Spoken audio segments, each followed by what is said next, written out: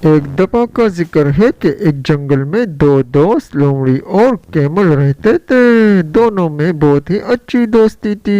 ایک دن لومڑی نے کیمل سے کہا کہ اس جنگل میں کھانا بہت کم پڑ چکا ہے اور دریا کے پار ایک باغ ہے جس میں بہت سارے سیب اور آم کے درخت ہیں، کیوں نہ ہم وہاں چلے جائیں۔ دونوں روانہ ہوئے آموں اور سیبوں کے باغ کی طرف۔ راستے میں لومڑی نے کیمل سے کہا کہ ارے بھائی ہم تو جا رہے ہیں لیکن ایک مسئلہ ہے کہ مجھے تیرنا بالکل بھی نہیں آتا۔ کیمل نے کہا کہ ہم دونوں دوست ہیں اور مجھے تیرنا آتا ہے، اس لیے تم سوار ہو جاؤ میرے پیٹھ پر اور میں تمہیں وہاں پر لے جاؤں گا۔ اور پھر لومڑی نے ویسا ہی کیا جیسا کہ اس سے اونٹ نے کہا تھا، اور دریا کو اس نے پار کیا۔ اونٹ کے پیٹھ پر بیٹھ کر آخر کار وہ جگہ پہنچ ہی گئی جہاں پر بہت سارے درخت تھے اور سب سیب اور آموں سے لدے ہوئے تھے۔ دونوں کے منہ میں پانی بھر آیا اور سیب اور آموں پر دونوں ٹوٹ پڑے۔ لومڑی نے جو ہی اپنی بھوک مٹائی تو وہ تیز تیز آوازیں نکالنے لگی۔ انہوں نے کہا کہ بھئی خاموش ہو جاؤ، کوئی آ جائے گا، لیکن لومڑی نے کہا کہ میں اپنی عادت سے مجبور ہوں۔ اور اس طرح اچانک وہاں پر آ گیا ایک چوکیدار۔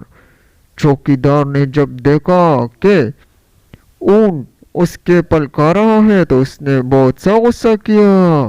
اس نے اونٹ سے کہا کہ ارے بھائی تمہیں شرم نہیں آتی کہ پرائے باغ میں اس طرح ڈٹائی سے پلکاتے ہو؟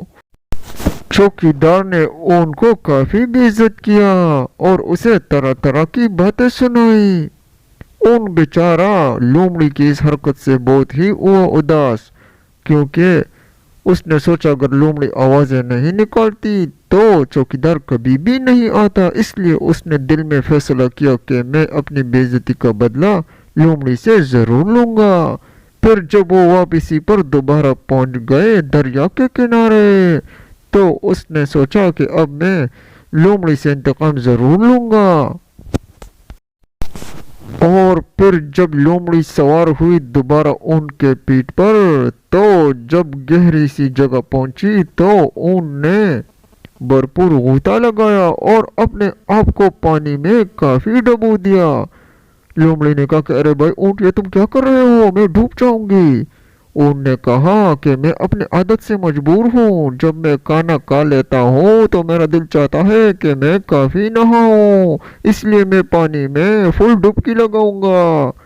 اور اس طرح اس نے اپنا بدلہ لے لیا اور لومڑی کو اس کی شیطانی حرکتوں کا خوب سبق سکھایا۔